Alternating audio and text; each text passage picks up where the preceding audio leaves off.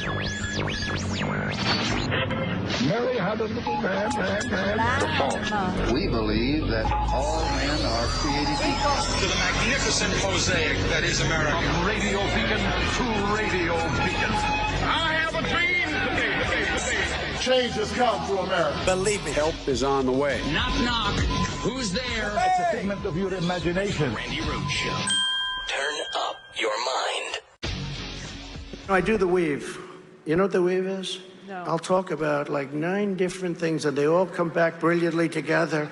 And it's like, and friends of mine that are like English professors, they say, What? it's the most brilliant thing I've ever seen. But the fake news, you know what they say? He rambled. That's not rambling. When you have, what you do is you get off a subject to mention another little tidbit, then you get back onto the subject, and you go through this, and you do it for 2 hours, and you don't even mispronounce one word. Oh my! You know, it's got a name. Everybody, the rambling, the word salad that is Donald Trump's speech and his speechifying. It's got a name now. It's called the weave. And who told him to name it that? Because now everybody's staring at that ferret pelt that sits on top of his head. That's the weave. I mean, what the, I am a stable genius is not an explanation for people calling you delusional and doddering, confused and old. And today we got his business acumen on full display today. He was at the New York Economic Club just spewing out what his plan for the economy is. Same guy that was the only president besides for Herbert Hoover, the worst president we've ever had on economics, on the economy, on wages. Donald Trump actually is worse. And so now we're going to take advice from him about what to do with the economy after the last time he was president and tanked it, crashed it.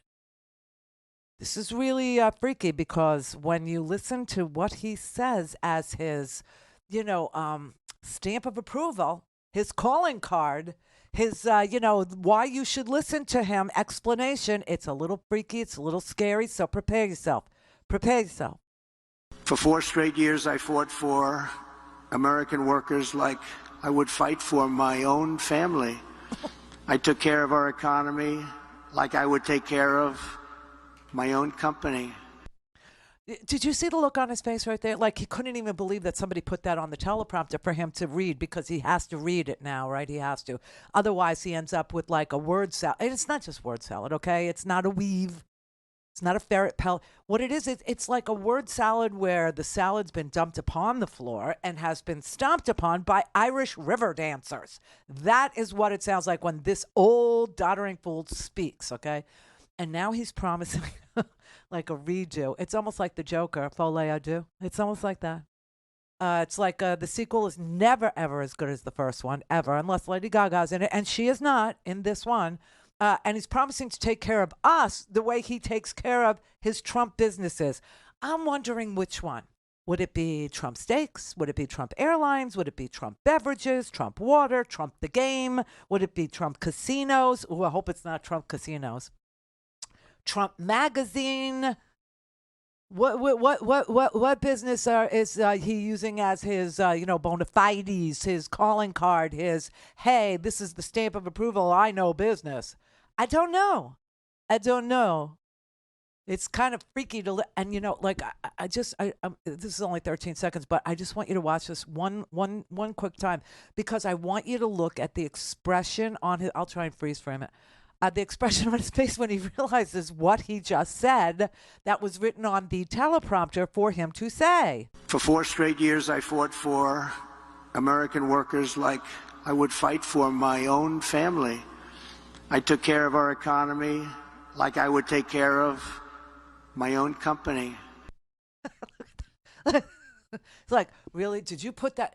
Everybody knows I'm a failed businessman. Trump University, like which business? Which one of the failures? By the way, Truth Social is about to be the next one on this list that failed. You know how I know this? Look at the stock price. It started out at the high of it was $79, $79.38, I think was the absolute high. for shares. It's down to $17. $17. You know what that is? You know what that represents, everybody? A 70% loss. Oh, my God. And how did that happen? How did it happen? Idiot boy, or I'm sorry, the stable genius businessman actually went and got, like Elon Musk just dragged him into his spider's nest.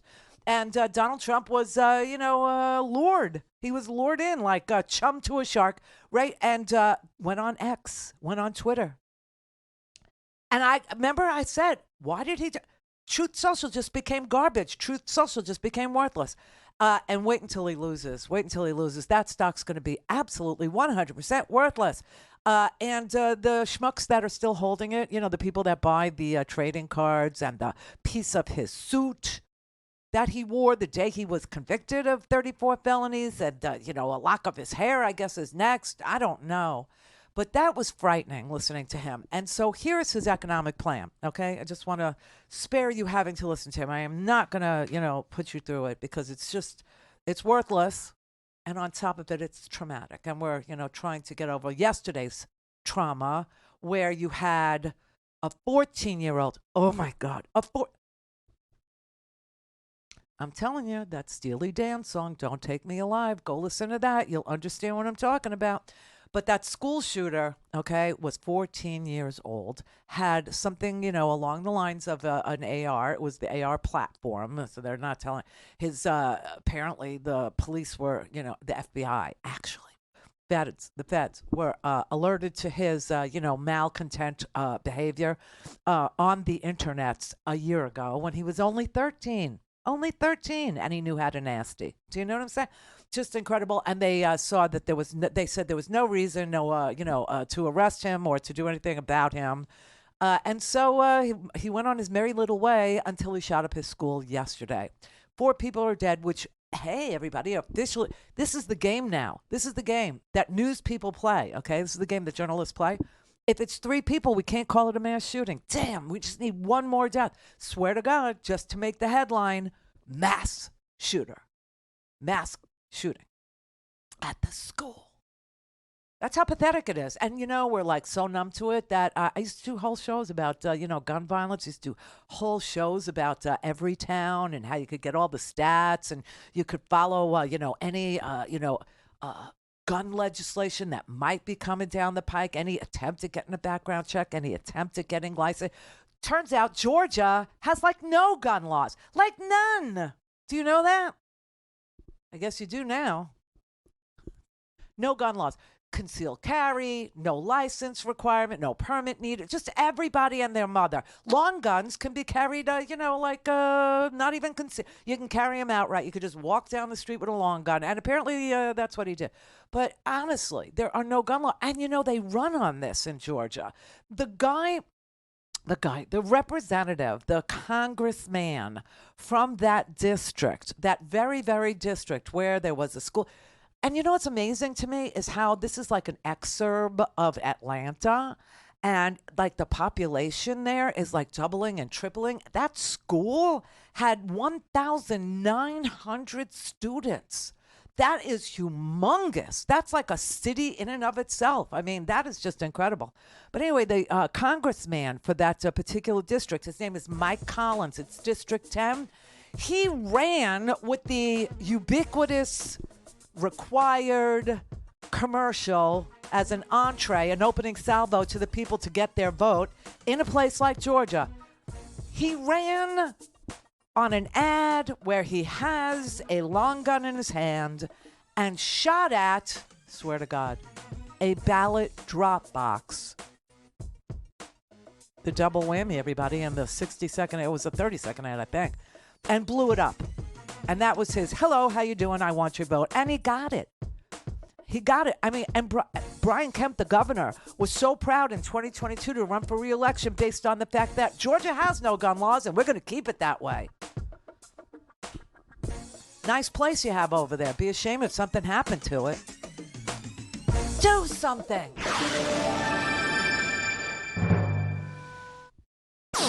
All things Randi at RandiRhodes.com. Go for launch. Speaking truth to power, the Randi Rhodes Show. It's happened again in another American community reeling from deadly gun violence. Here's what we know so far. It happened at Appalachia High School, that's in Barrow County, Georgia, about 45 miles east of Atlanta. Investigators say that a student opened fire, killing 2 other students, both of them just 14 years old, and 2 teachers. The weapon was an AR-style rifle.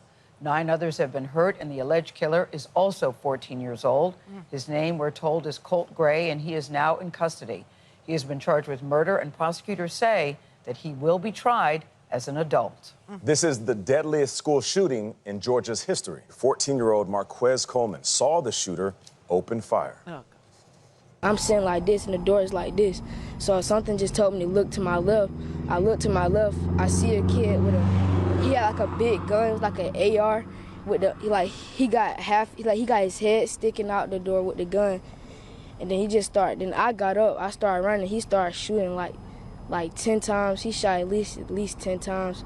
And then I ran to the back of the classroom. I dived behind the desk, and my teacher had got in front of me like he was guarding.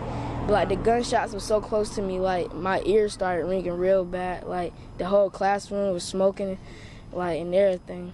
And then when he finally got out of the classroom, my teacher started barricading the door with desks and bookshelves and all that. And then I had got up. I had saw one of my classmates on the ground bleeding so bad.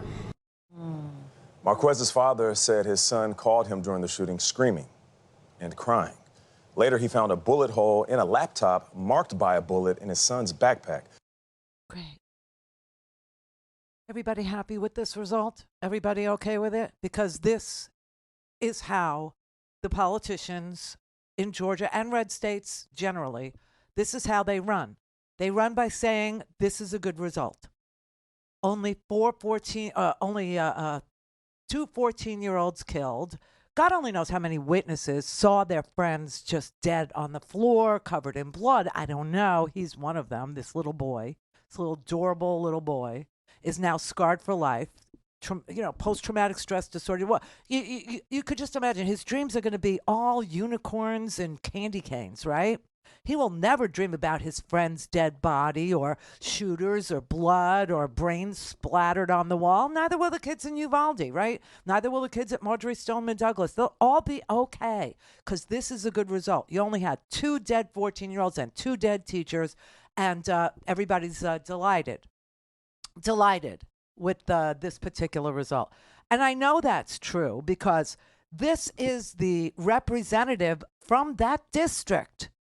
Okay, this is how he ran for his office as a trucker, a MAGA-loving, Trump sycophantic trucker. This is how he introduced himself to the district just 4 scant years ago. Hey, Mike Collins here, your pro-Trump America First trucker, running for Congress here in Georgia 10. Well, I understand Joe Biden was in town yesterday to talk about our elections. It seems that he and Kamala Harris called anyone who disagreed with the federal hijacking of this election a racist. Well, what? Joe, I got some news for you. Let me tell you what Georgians really believe. First of all, you count the legal votes that were cast in the state of Georgia, Donald Trump won this state. Oh, my God. Period. Number 2, get rid of those voting machines. Go back to paper ballots once and for all. God. Number 3, get rid of those ridiculous drop boxes across this state that the Democrats use to stuff the ballots and steal our elections. Number 4, let's go to national forensic audits in every election cycle across this country. National? As a matter of fact, it's one of the first bills I'll introduce when I get to Washington. You see, Georgians are sick and tired of weak-kneed, spineless politicians who won't fight for Trump, get to the bottom of 2020, and fix our elections. Well, if they won't do it, Mike Collins will. There you have it, everybody. Send me to Washington. They did. They did. He's now the congressman that represents that district, that 1,900 student body count happened at yesterday. I mean, it's just like it's an amazing thing. And you know, he had to go to a debate, right? And they asked him about red flag laws, which would have been handy here, right? It would have been a good thing. Would have been something maybe that could have prevented, a very troubled youth from going and shooting up his school, right? Could have been. We don't know. I am absolutely opposed to red flag laws. I am 100% adamant that the Second Amendment is written right. There is no changing it. We do have problems. We don't have a gun control problem in this country. We don't have a gun problem in this problem. No. What we have is a cultural problem where we have removed God from every facet of our life, be it from the schools, from prayer, even television. That's where we've got to get back to where the sanctity of life means something. Oh, my God. So you don't have a gun problem. You have a God problem. Okay. I mean, this is how grotesque they have become, that they would blame the creator of the universe. Okay. They would blame him, say he did not make himself present in the classroom. And so therefore they have a God problem, not a gun problem. What? Well, Alabama will never have any violence. They'll never have any rape. They'll never have any shooting. Because they are going to have no. It's Oklahoma. Oklahoma, you're clear to go. You're good. Because aren't you putting the 10 Commandments in classrooms? Didn't you say that that's what's going to solve the gun problem?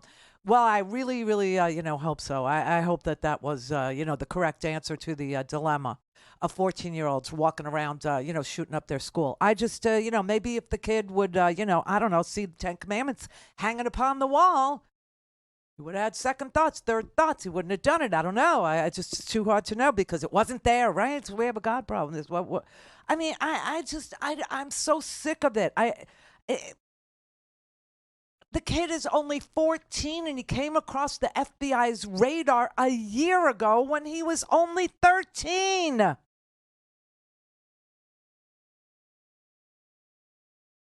As we have, there's still a new twist. Who would have thunk it? Unique at the same time. Just disgusting. These people are disgusting. Standing there on their TV commercials with guns and shooting at ballot boxes. Holy crap. I mean, honestly, I in my wildest dreams, I never... The Gabby Giffords, who just spoke at the Democratic National Convention, it was just like amazing. I was amazed by how far she's come. But then you realize how long ago she was shot in the face. And you realize what a long, hard trip it's been for her to be able to speak. She said she had to learn every single word all over again, right? Well, she has the Giffords Center for, the Law Center to deal with gun violence. And on gun control, Georgia and Governor Kemp got an F from the Giffords Law Center on gun control or gun regulations, right? And Kemp said, I'll wear this F as a badge of honor with blood on it. Call in, connect. To speak to Randi, call 561-270-3844. 561-270-3844. I mentioned we had this terrible shooting in Georgia. Right. Our prayers are with our friends in Georgia. Thoughts and prayers, Georgia. And I've been doing town halls and interviews in public with you for all these years since you got into the political arena. And I told this audience, never before have restrictions been so tight. Obviously, after the assassination attempt as well. Huh. And Director Ray said the threat level has never been this bad. He said it 5 consecutive times before Congress. What is going on? Well, it's a sick and angry world for a lot of reasons. And we're going to make it better. We're going to heal our world. We're going to get rid of all these wars that are starting all over the place because of incompetent American leadership. Oh, my God. And we're going to make it better. Viktor Orban made a statement. They said, bring Trump back and we won't have any problems. Did he just quote a dictator by saying he was going to, after he said he was going to heal the world and then he invoked Viktor Orban? Listen, the idea that Donald Trump can or would know how to heal anything is, kind of ridiculous, but that he just then downshifts into quoting dictators as the answer to, American democracy. And, Instead of saying, we have a gun problem in this country, he's going to heal the world. Donald Trump is going to heal the world, everybody. I'm sorry. It's just so unbelievable that nobody pushes back on this. You know, Sean Hannity just sits there and lets him say crap like that and invoke a dictator and not say, wait, you're talking to Viktor Orban? You're still talking to a dictator in Hungary? Are you what? Kevin in Texas. Hello, Randy. Hello. I tell you, that man, federal criminal Donnie, is such a threat to the world. Well, he's going to take care of us like he takes care of his businesses, which, by the way, are indicted. Well, they're waiting for sentencing on 34 felony counts. You know, just a quick thing before I get to my talking point.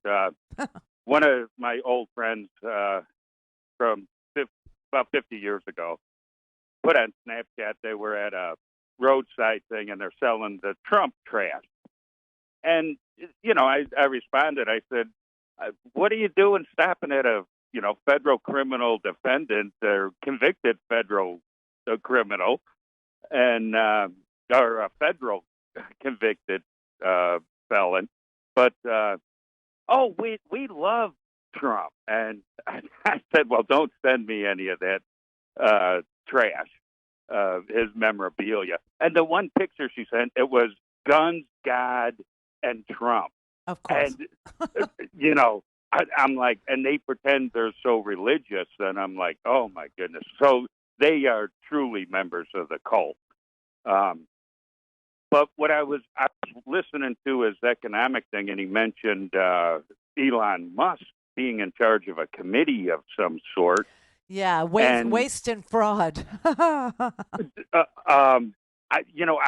guessing it either has something to do with SpaceX or the green, the electric vehicles and stuff. But I'm like, okay, now this is where we need President Biden to pull his Dark Brandon stuff again and reject all of Elon Musk's government contracts. He gets $600 and some odd million for SpaceX and the electric vehicle things. He gets more money in that. Yeah. He gets about $1.8 billion in government money, in government contracts. And you know what? Some of them are so classified, we don't even know what we've contracted him to do. So. Well, that's why before I was saying, hey, he wants to become the supreme commander of the SpaceX or the Space Force. Space Force. Right. Now, is it all making sense to you that why Donald Trump suggested that we need to weaponize space? Don't you get it? It was all so that he could elevate Elon Musk to, some position where Elon would, withhold Starlink communications from war-torn countries if Donald Trump told him to. And look, Putin already has a satellite with a nuclear weapon in to destroy our other our military satellite communications up there. And God knows what type of secrets he has given away or sold to accused war criminal Putin and others in Saudi Arabia. Well, I can tell you this, when he took over Twitter, okay, and started to promote this right-wing propaganda, it wasn't just by accident. Yesterday, we heard from the Attorney General of the United States, who filed charges. The Department of Justice filed charges against Russia and a company in, of all places, Tennessee, okay, that took almost $10 million from Russian state actors to propel their Russian propaganda into our media landscape. And this is like when you look at the checklist of stuff that they wanted to, put into our bloodstream of media, it's exactly what Elon Musk does. It's a complete, 180 from the truth. And he keeps on amplifying, Russian talking points. And he's getting money from them, too. Oh, yeah. Look, we have Congress representatives repeating Russian propaganda on the Yes. House floor. Right. That perjury traitor gangrene. And I mean, there's that. What's the one in Arizona? The guy who actually drew the cartoon of cutting off the President Biden's head. Gosar or Paul Gosar. No, that was AOC. That was AOC. He was trying to, in a cartoon. Right. And Paul Gosar's own family has said Paul Gosar is a white supremacist. Paul Gosar is a little nuts, a lot of nuts, they said. He's, they cannot believe, they can't believe that people in Arizona keep electing him. They're just stunned by it, really. And it reminds me of our RFK's family, too, saying the same damn crap, saying, listen, our brother, we love him, he's our brother, but there's something that's gone awfully wrong. And we don't know exactly what, but it's a disrespectful approach to our father, the real Robert Kennedy's memory, when he says what he says, when he does what he does. Oh, though, for example, if somebody at your workplace posted a photo or a cartoon of somebody, your coworker, being decapitated, they would be investigate. There would be a hearing. No, there would not. No, there would not. It's. No, I know that would not happen. That would not happen. But the companies I work for, I called a person. I said to get their head out of their butt, and I had to go to sensitivity training. So, if you mention the butt, yes, you need to go to sensitivity. The butt, is a different thing than the head. That's why I'm sure. No, Kathy Griffin did that. She posed with a Trump head.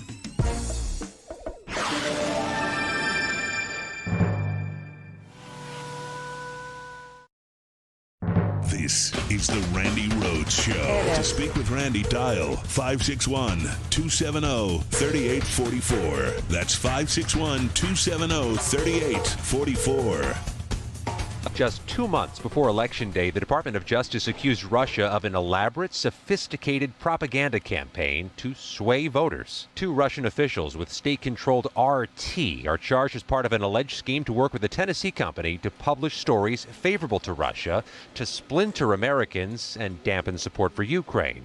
Both officials remain at large overseas. The American people were informed when a foreign power engages in political activities or seeks to influence public discourse. The feds also seized 32 internet domains believed to be tools of Russia's disinformation campaign, directed by Vladimir Putin's administration, with a playbook to push polarizing issues, including inflation, job loss for white Americans, privileges for people of color, threats of crime from people of color, and to target an audience of lower and middle-class white Americans as supporters of Candidate A. Though the court filings don't explicitly identify Candidate A, the Attorney General indicated Russia wanted to bolster support for Trump. Russia's preferences have not changed from the preceding election. The Department of Justice says Russia pushed out phony news reports to trick readers and viewers into thinking they were reading real articles from the Washington Post or Fox News, but they were not. Show me your legal authority or get out. The propagandists targeted social media influencers who have massive followings to spread this misinformation far and wide. Some articles and videos secured millions of views, including on YouTube. Russia has used the past several years to refine their tactics, to enhance their impact, and identify new ways to reach an American audience to sway the election. The FBI director warned other nations not to try the same. Knock it off. Yeah, right. So you wonder why Elon Musk, constantly promotes these Russian talking points. Things like if Kamala Harris wins, America has gone full communist, or it's leaning into communism. While the ex-president of the United States quotes Viktor Orban, who is a demonstrably notable dictator of Hungary. I mean, the money that's sloshing around, and today Donald Trump with his economic plans, oh my God, he's talking about creating a giant national slush fund, a wealth fund, right, where He wants to charge all these tariffs on things that are imported into the United States, okay? 60% tariffs on things coming in from places like China. Okay, so I want you to have a look at what you're wearing today. I don't even know. I have no idea. I can't see you. You could see me, but I can't see you. I will tell you that this little T-shirt of mine, China, came from China. Bought it on Shein. You know that website? And then you also know the website Temu, okay, where things are like this T-shirt. You could have it for I'm gonna guess $4 plus cash back from Rakuten. Yes, it's an amazing. Okay, so let's just say they put a 60% tariff on things. Guess what happens to the consumer here in these United States? Right, the cost of the tariff is paid by you. And that's why yesterday was it was just so, timely, but that's me. I'm always ahead of the news, that I was discussing Donald Trump's previous go round with tariffs and how the tariffs actually took the steel industry and made the steel industry not viable in the United States. Why? Because they couldn't afford the 25% tariff on Chinese, iron, Chinese steel, things that were, and cars, the cost of a car went through the roof. Okay, you complain about inflation, but here's the thing. You put tariffs on things on top of what you already consider to be an expensive item, right? And, if it has semiconductors from China, which, by the way, it does, or semiconductors from South Korea, which it does, and you add a 60% tariff on top of it, guess who's going to pay the 60% more on what you already consider to be an expensive thing? That's right, you. And Donald Trump's brilliant idea is to do that and then collect the tariffs, swear to God, that we pay, into a wealth fund that is at his disposal, that only the President of the United States can have access to and spend. What could go wrong there? It's a giant slush fund, and he actually proposed it today in front of a room full of Wall Streeters and bankers, and no one applauded. No one. Everybody goes, oh my God. It's like right there in front of your face, this deranged lunatic is telling you right in front of their faces what he wants to do. He wants to, and here's the thing about tariffs, okay? Tariffs are taxes, make no mistake about them, but they're taxes that you and me, the consumer, pay. That's what they are. It's also taxes that anybody who's buying the material has to pay in order to have access to the material. And because he's saying everything's got to be made in America now, which, sounds really good. And who wouldn't love that? I'll tell you who wouldn't love that. People who make things. They wouldn't love that. You know why? We don't have the ability. We don't have the manufacturing. We're just starting to make our own semiconductors with the Chips and Science Act that no Republican was for. They just weren't.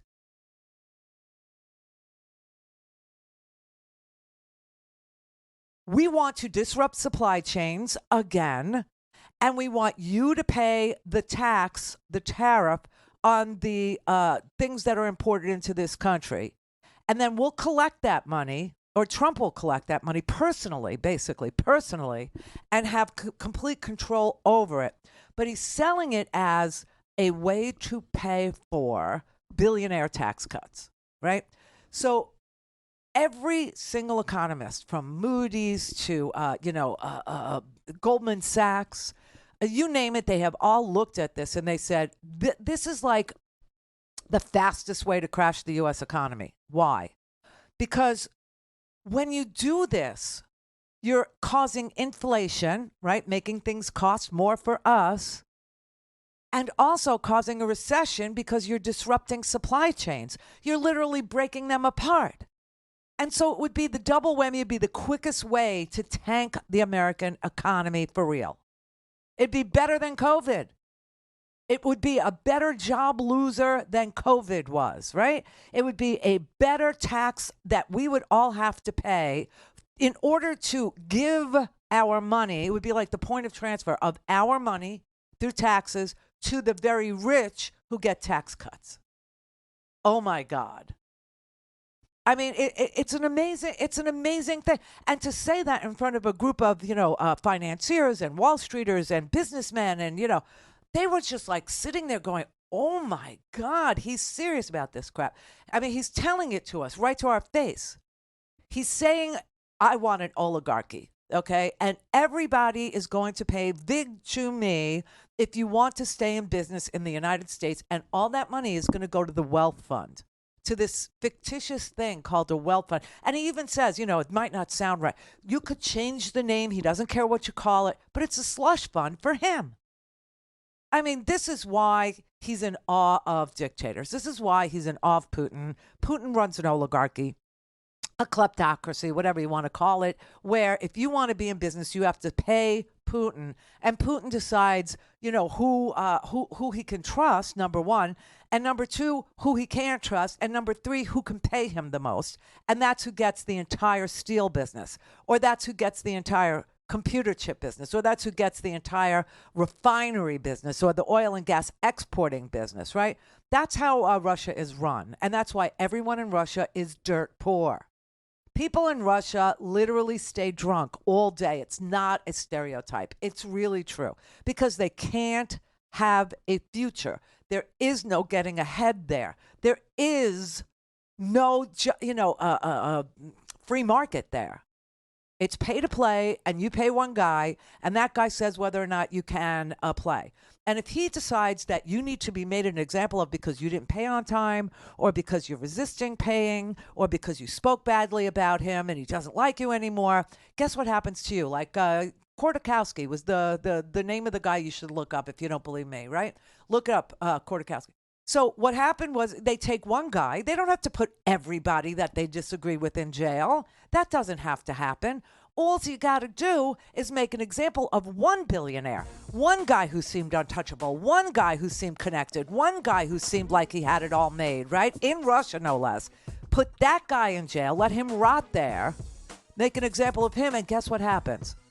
Everybody acquiesces. Everybody falls in line. Everybody says it ain't worth it. I'm not going to die in, a Siberian prison. I'm not going to go do hard labor. I'm just going to pay him. That's what I'm going to do. That's what Trump has in mind. And he said so today.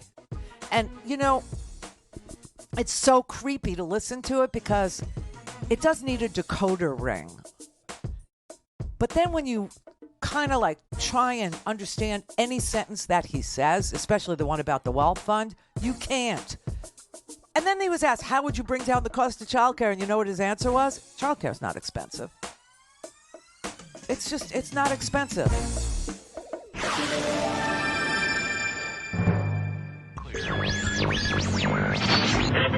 Mary had a little man. The fault. We believe that all men are created equal. To the magnificent mosaic that is America. From radio beacon to radio beacon.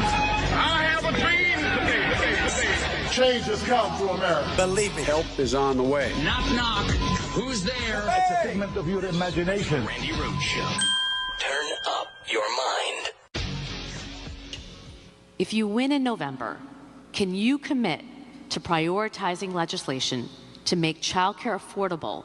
And if so, what specific piece of legislation will you advance?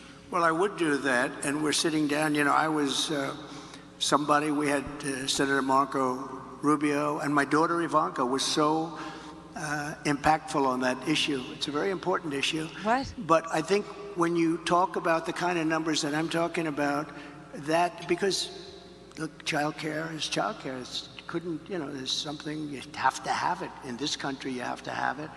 But when you talk about those numbers compared to the kind of numbers that I'm talking about by taxing foreign nations at levels that they're not used to, but they'll get used to it very quickly. And it's not going to stop them from doing business with us, but they'll have a very substantial tax when they send product into our country. What is he talking about now? Those numbers are so much bigger than any numbers that we're talking about, including childcare, that it's going to take care. We're going to have, I look forward to having no deficits within a fairly short period of time, coupled with the reductions that I told you about on waste and fraud and all of the other things that are going on in our country.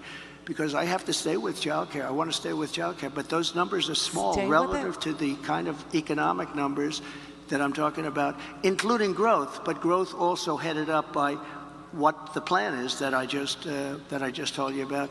We're going to be taking in trillions of dollars And as much as childcare is talked about as being expensive, it's relatively speaking not very expensive compared to the kind of numbers we'll be taking in. We're going to make this into an incredible country that can afford to take care of its people, and then we'll worry about the rest of the world. Let's help other people. But we're going to take care of our country first. This is about America first. It's about make America great again. We have to do it because right now we're a failing nation. So we'll take care of it. Thank you.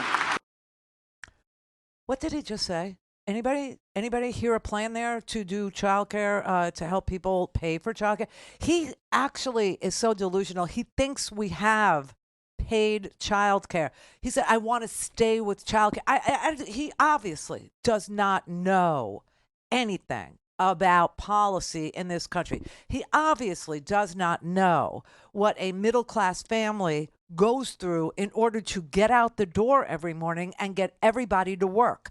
He doesn't know what it costs to put a child in, a daycare center for, prior to them being able to attend kindergarten or pre-K. He has no idea, not a clue. And he goes, "So I want to stay with childcare." This is what I mean. When he opens up that pie hole, it's like word salad that's been thrown on the floor and slammed on by clog-wearing freaks. You can't make out anything about what he's trying to say or what his policy is on something like childcare, because he doesn't know. He didn't know what the question would be. He didn't know what the answer should be. He's never thought about it. He never will. He never will. That was so delusional and just painful to freaking listen to, okay? And this morning, I have to say, Mike Barnicle did a pretty exceptional job of laying the blame for him being able to say this kind of gobbledygook, of jabberwocky, of Lewis Carroll, like lunatic, fringy kind of conversation that you would think only comes from somebody who has taken copious amounts of orange sunshine acid from the tent at Woodstock. Do not take the brown acid. Do not take the brown acid. The brown acid is not good. Right, like that. Or ate an enormous amount of freaking Go Ask Alice mushrooms. And didn't have a guided experience. And just was left out to the New York, economics club to stand in front of a microphone. And that's what came out of his face. That's not something that a presidential candidate could get away with if we had a legit media. And we don't. We don't. You have a media that's literally trying to make a madman, a lunatic, a guy who knows nothing about policy into a contender for the presidency, into somebody who should be taken somewhat seriously for the presidency of the United States of America. It's just bizarro world. So Mike Barnicle said, what you got here is a damaged, delusional old man. And the media just is terrified that they will lose viewers or piss people off, or somehow it will be no more of a horse race and people won't tune in. They'll just say, hey, we know he's not presidential material, so we'll just go vote for, Kamala or a third party. Whatever we're going to do with our vote, we'll throw it away if we have to, but we can't vote for him. Even Liz Cheney can't vote for him. Can't vote for him. You heard she endorsed him like a full-throated endorsed Kamala. A full-throated endorsement saying it's too dangerous. He's too dangerous. I cannot not vote for Kamala Harris. It's not that I'm going to vote for a third party as a dyed-in-the-wool conservative Republican. I can't do that. He's too dangerous. You can't throw your vote away. So I'm going to tell you that I'm voting for Kamala Harris. Okay? I mean, she really said it. I think it is crucially important for people to recognize not only is what I've just said about the danger that Trump poses something that should prevent people from voting for him, but I don't believe that we have the luxury of writing in candidates' names, particularly in swing states.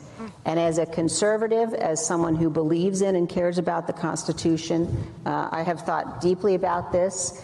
And because of the danger that Donald Trump poses, not only am I not voting for Donald Trump, but I will be voting for Kamala Harris in this election. That's pretty in your face. There is no hedging. There is no hemming. There's no hawing. There's no, parsing of what she just said. She is telling people. And, like I said, yesterday we had the 201st Republican. She's the 202nd Republican to endorse Kamala Harris and to give the Democratic nominee their vote as a uber conservative Christian Republican who believes in torture. Yeah. Just a little torture. Like a little waterboarding 83 times would be good. But anyway, it's an amazing thing. We're in this terrible conundrum in this country where you have a man who is a doddering, failing 78-year-old crotchety lunatic, man who really believes that I don't know if he really believes it, but he keeps on selling you, MAGA, on the idea that he was robbed, that really America voted for him, and there's like a secret hand of government that rigged the election, even though the poll books, we've gone through this, courts have gone through this, 61 courts have gone through this with a fine-tooth comb. And the only people that were found to be meddling in the election were his people. His people. Fake electors, threatening legislatures, losing their law licenses, over lying to state legislatures like in, Georgia, threatening poll workers to the point where they can't live in their homes anymore, like, Shay Moss, Ruby Freeman, like the pressure of names. I can actually deal with that kind of pressure. That's me. I'm good at that. But, I mean, honestly, the only people that went to Coffee County to go steal the voting machines was the Republican Party of Georgia. Do you know what I'm saying? And you had the Secretary of State and other people come forward and go, this has got to stop. Somebody's going to get shot. Somebody's going to get hurt. Because it was a lie. The whole thing was a lie. And you have the president dead to rights on a freaking recorded phone call. And we don't seem to be able to hold him accountable before the bar of justice.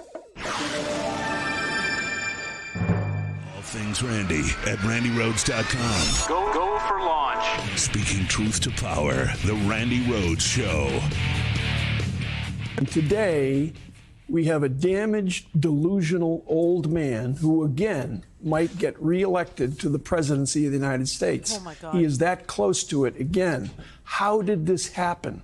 How does it happen that a man who speaks the way he speaks, deranged sometimes, delusional sometimes, some of the things he posts on Truth Social, his website, you cannot repeat on American television. You wouldn't repeat the words in front of your children. That's who he is. How did we get here? How did the Republican Party get here? And I have to tell you, and I hesitate to say this, and I don't know whether Jonathan or Willie or Donnie would agree with me, but there's a false equivalency going on in the coverage of this race, in that Donald Trump can say whatever crazy things he wants to say about submarines and sharks and electric batteries, whatever he wants to say, and it's not really covered in the sense that it's covered describing who said it, why he said it, and who the man is, Trump, out of his mind. And always in that story, in the equivalency, the false equivalency by too many reporters and too many American newspapers, there's also, by the way, Kamala Harris changed her mind on fracking. They always throw in something like that in coverage of the story. It's ridiculous. We don't cover the man for how dangerous he is. It's right there. I mean, that is the truth. That is really what's going on in the media. And why? Why does the media do this? Why does mainstream media, drive-by media, as Rush used to call them, why do they do this? Because the ratings is what they use to set the price for an ad. Okay, that's what decides whether you get $700,000 for a minute or $1 million+ a minute. Swear to God. So, you know, the Super Bowl, everybody's like looking at the ratings, and they do it so that they could set the dollar amount for a 30-second ad, a 60-second ad, a 10-second ad, right? And the same thing is true of cable news. The same thing is true of, ABC, NBC, CBS, MSNBC, Fox, all of them. All of them are looking at rate cards that have been crafted based on how many viewers' eyeballs they can claim tuned into Gutfield last night, which is, that he has a show is just, I rest my case. I tried last night again to watch. It is so unbelievably bad. It's so terrible. I just don't even know how there's anybody to view that without, pain meds. And I guess that's the answer. Like, who's watching it? People on pain meds. Because you know what? They can't change channel or don't want to change channel or aren't really paying. I don't know. But it's ridiculous. Ridiculous, right? And so the media doesn't want to give up the horse race aspect of a presidential cycle. And that's why they excuse this pablum, this word salad, this garbage that he spews as being a real answer to a real question. I mean, that reporter there at the New York Economic Forum in Manhattan today got dressed, did her hair, put on makeup, and went there to ask the former president of the United States of America exactly how would he approach the issue of child care and paying for it for working class Americans who need childcare in order to go to work. And he's like, I don't want to give up on the childcare, but what I'm talking about here, the tariff money is so huge. It's so magnificent. It's so brilliant. It's so big. It's so, childcare is not that expensive. On the scale of what I'm talking about, childcare is like nothing. It's nothing. I don't even. And people sit there and say, oh, yeah, that was a great answer. Or that was an answer. That's not an answer. What the hell was that? And that the entire media conglomeration, doesn't air that clip, point at that clip and say, what the hell was he talking about there? And he's messing with people's lives. Literally messing with people's lives. The fact that the media was so willing to forget that over 1 million Americans died because he mismanaged COVID and said it would be over by Easter. Do you remember that? And didn't want to let a cruise ship, come on to shore because he heard people had COVID and he wanted them to die out at sea or some such crap. I don't know. I mean, the amount of lying and the bull crap around COVID literally broke this country, broke the world actually, but broke this country. And then Biden came in, and no other country on this planet, not one other country on this planet was able to be rescued from the broken supply chains, from the amount of people that lost their jobs, from the amount of people who died, from the amount of, death and sickness and the overwhelming of our hospitals. Nobody did a better job in the entire world on the recovery post-pandemic than Joe Biden did. And they're letting Donald Trump paint Joe Biden's economy, which is the envy of the entire world, as somehow horrible, without saying anything about it, without saying, why is he getting away with painting such a dark picture? This is the Russian talk. These are Russian talking points, by the way, that inflation is out of control in the United States. Inflation, Donald Trump today, I mean, they had to cut away from him. And instead of, previewing what he's going to say and then saying, we can show you what he's going to say, but first we need to tell you none of this happened. Okay, now you can go watch him. But none of this happens, right?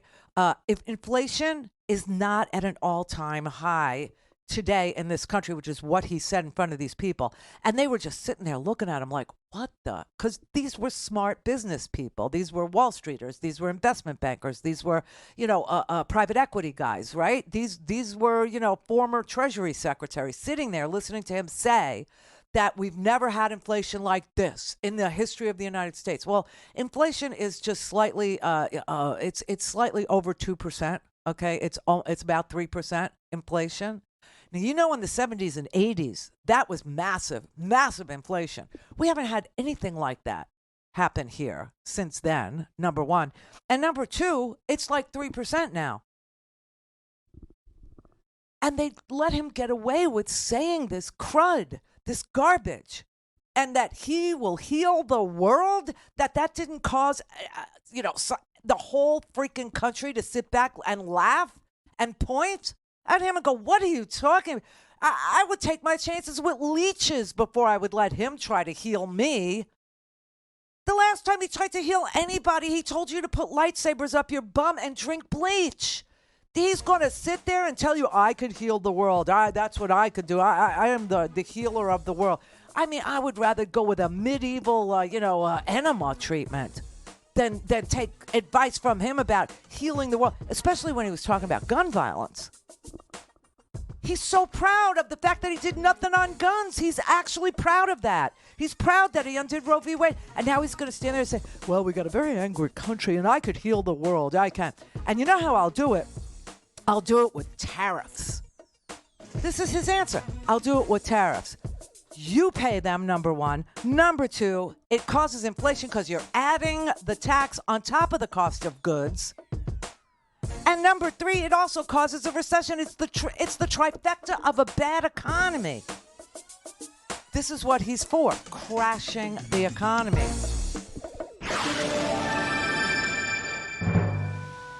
Call in, connect. To speak to Randi, call 561-270-3844. 561-270-3844. Nonpartisan groups like the Penn Wharton group that put out their budget model and said that Donald Trump would take the deficit $5.8 trillion she'd only add $1.2 trillion. You had Goldman Sachs that came out today, and they said that the GDP will significantly decrease under Donald Trump and it'll continue to increase under Kamala Harris. Look at what Moody's has said, also nonpartisan, talking about how if you're going to round up a bunch of immigrants and you're going to have tariffs, which he keeps saying isn't a tax on consumers, and that's what the national tax is that people are talking about, if you're going to implement tariffs, guess what's going to happen? The economy is going to suffer for it. That's not what Kamala Harris is proposing. That's Jessica Tarlov, the token liberal or progressive or Democrat, I don't know, on Fox News, trying to push back on this idea that Donald Trump has any clue about how to run an economy. The idea that he's going to heal us is so bizarre, considering how many of us actually died because of his, leadership. What do you call that? You understand what's going on. I hope to God you understand what's going on.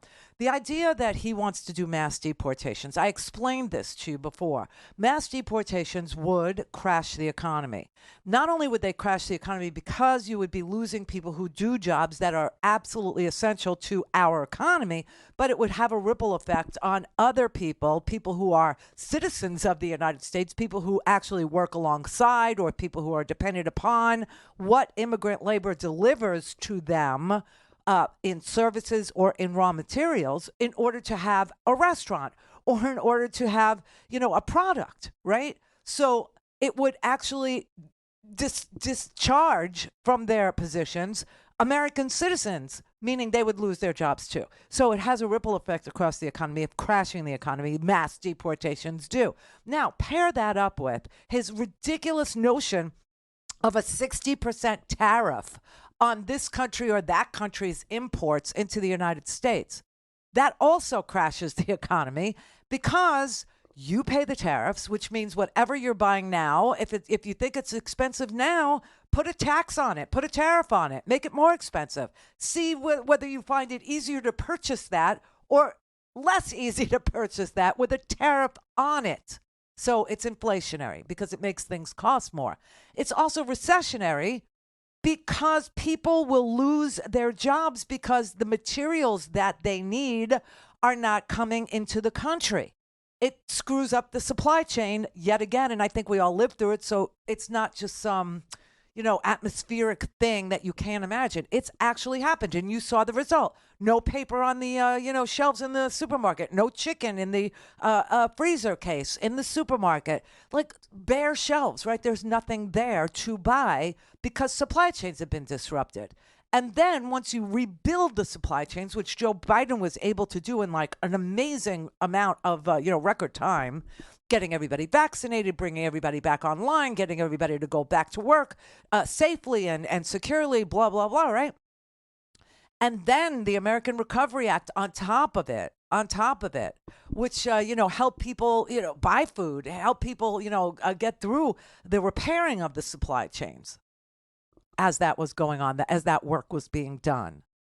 Now, so you say to yourself, well, she has a point. This really would crash the economy. I mean, mass deportations and tariffs on everything would be a horrendous attack again on our, somewhat secure supply chains, right? Because we've seen it. We've seen it. When the imports can't make it into the country, we've seen what happens to supply chains. We see what happens when you put tariffs on things, right? They become so expensive. I showed you the steel industry and the tariffs on the steel industry. Guess what happened to U.S. Steel? Okay, the stock price of U.S. Steel tanked by 82%. 82%. And that's why it's up for sale. And that's the plan. Just so you know, crash the economy, sell all the major assets to a few people who, to a handful of people. One person to do the steel industry. Go back to the robber barons. One person to run the railroads. One person to run the steel industry. One person to do oil and gas. One person to do, food, big ag. One supermarket chain. It's literally Russia. It literally is. And why are these ideas percolating? Because Russia is disseminating them with the help of Rumble, with the help of Tenant Media in Tennessee. They're talking about these two, podcasters. A lot of our audience probably never even heard of them, and maybe a sliver of you have. People who hate watch me. Hi, how you doing? But people who hate watch me, and it's a thing.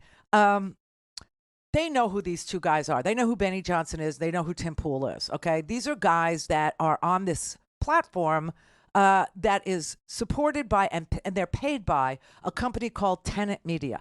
Tenant Media is a Tennessee company that's run by two people that received almost $10 million from Russia to support this media company. Okay, and the really hard to take thing is how these two guys who are being, explained today to, the wider world of media, they think that they were worth the price that they were being paid, which is hysterical to me because when you realize what they were being paid, you go, oh, my God.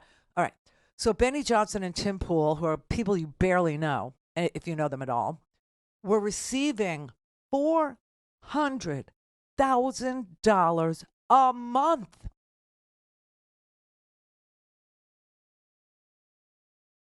Radio show each week. So a total of 4 shows per month. 4 shows per month had to be created and delivered to Tenant Media, and they would receive $400,000 each a month. Now, who in their right mind sits there and says, I'm worth that? A weekly show, I'm worth $400,000 a month. What snot-nosed little son of a bitch could sit there and lie to your face like that and say, we were duped too. We had no idea we weren't worth that. Well, you know what?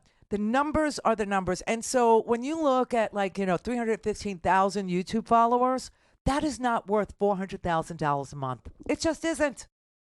Sad to say, 315,000 is not worth $400,000 a month. And anybody who makes any kind of a living off of YouTube knows that. You just do. Because it's your business. And I mean, the idea they're all saying, we didn't know, we were explaining. I mean, it's ridiculous. Like Elon Musk is actually, spreading these kinds of Russian lies. Tucker Carlson literally went to Russia and is servicing Russia. He made a hero out of Viktor Orban. The wannabe former president of the United States quoted Viktor Orban today. Okay, and if you think that Elon Musk is trustworthy with American subsidies and space, you're as insane as Benny Johnson and Tim Pool thinking you're worth this kind of cash.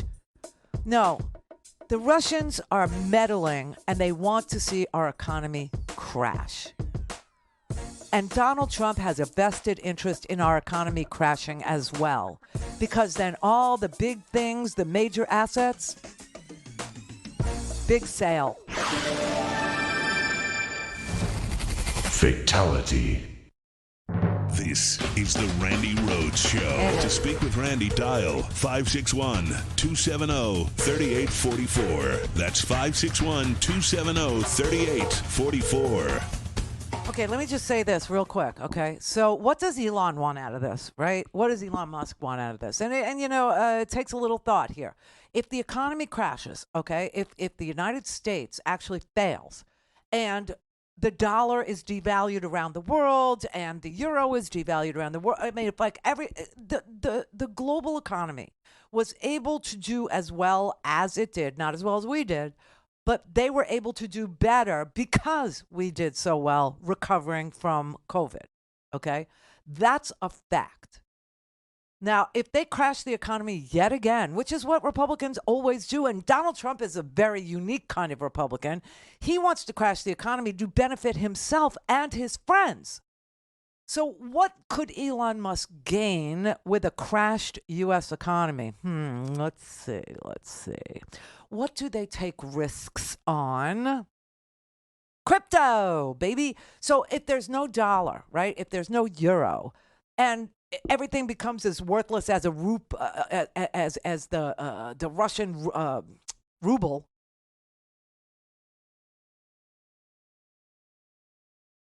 While, Randi, that Elon is a Bond villain, and what you are describing is the plot of a Bond film, period. Yeah. Crash the U.S. economy, make his personal currency king. Right, and Donald Trump gets to take control or possession of the greatest assets in the United States, which is big ag, right? He gets control of all the, agriculture. He wouldn't know what to do with it, but this is why he needs people to come in and, bid for, the entire hog industry or the entire chicken industry or the entire cattle industry or the entire oil and gas industry or the entire transportation industry, right? I mean, this one over here does the airlines. That one over there does, the freight trains. This one over here, I'm telling you. And he will give them to the people he feels are most loyal to him.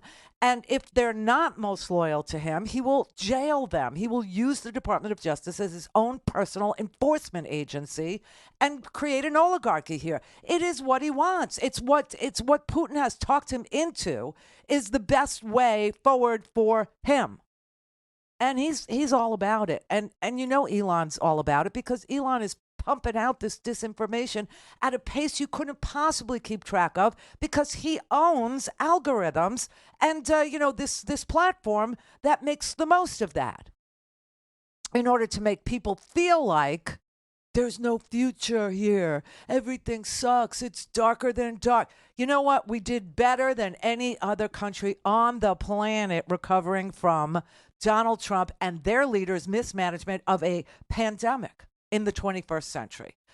And how did they? I mean, they pumped out false information about the people who were trying to help us. Anthony Fauci, he needs to be tried for crimes against humanity. Are you freaking kidding me? We're killing each other, literally killing each other for the gun industry. We're literally watching our children be slaughtered. I heard, I think it was Frank Magluzzi yesterday, somebody who was a federal prosecutor, actually explained that we have one agency in this whole country that enforces current gun laws, the ones that we have in this country, which in some states are few and far between, but we only have one agency. It's the ATF, okay? It's the Alcohol, Tobacco, and Firearms Agency. And, you might think as an American that we have hundreds of thousands or tens of thousands or even thousands and thousands of agents enforcing our current laws.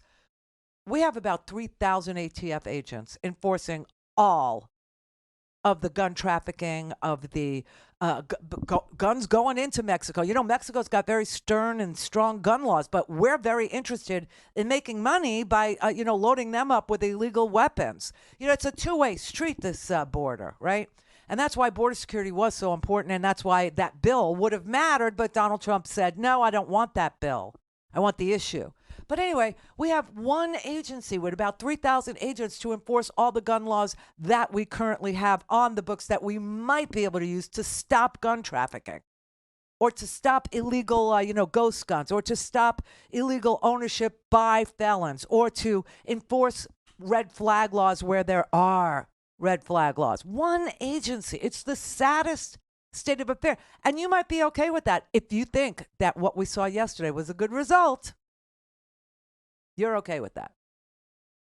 There's so much we can do. There's so much more to do because we are an evolving, growing, dreaming, innovative nation that saves the world from darkness and despair every single time the Republicans come and crash our economy. We're always the ones because, as you know, the global economy is interconnected. It just is.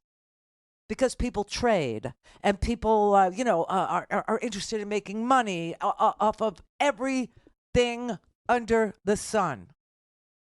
But the grifters want to do it with crypto. That's just a fact. And, the reason why crypto never succeeds, is because every time people buy into I'll just say a coin, every time somebody buys into this non-fungible token and that, and the price starts to go up, the original investors, the people who actually created it, take their money out.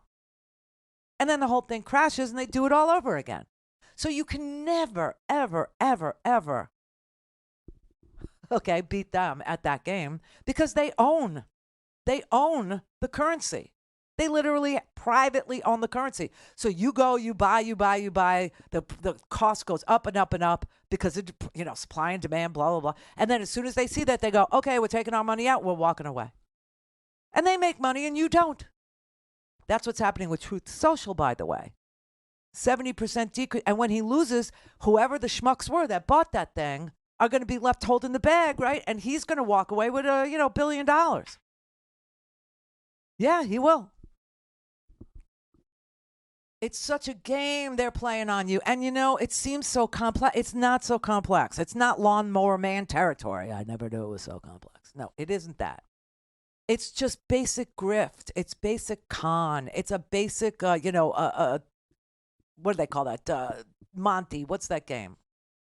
It's like a 3-card Monty? Yeah, that. Why do you ask me? You know it's right. Why do you do that?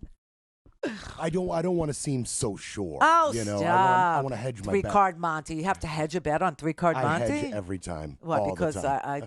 oh, man. But anyway, yeah, it's just a game. It's a ruse. It's a prestidigitation. It's distraction. And when it's chaotic like that, when you're like looking everywhere for the answer, and the answer is really right in front of your face, and you miss it, they walk away with all your stuff.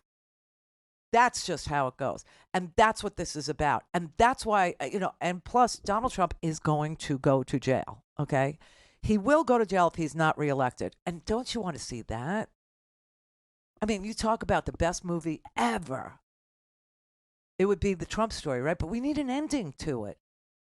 And it can't be that we all get destroyed by him. That's not a Hollywood ending.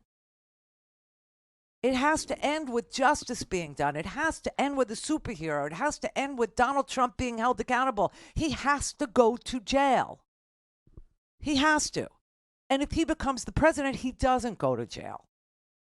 34 felonies, that's one case, one. Okay, the E. Jean Carroll, that was another case, but it was civil, not criminal, right?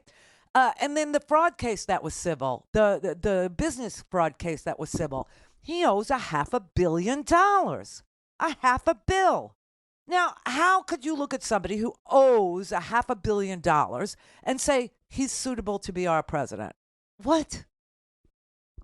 That's ridiculous. And the Russians know it's ridiculous, and that's their guy.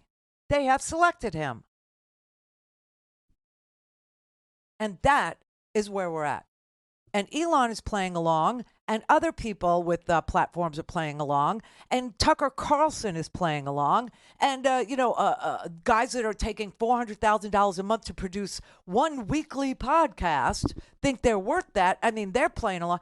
It's they all want to be the Kordakowski. They all want to be the oligarch. They all want to be the one that is in the end saved by the oligarch.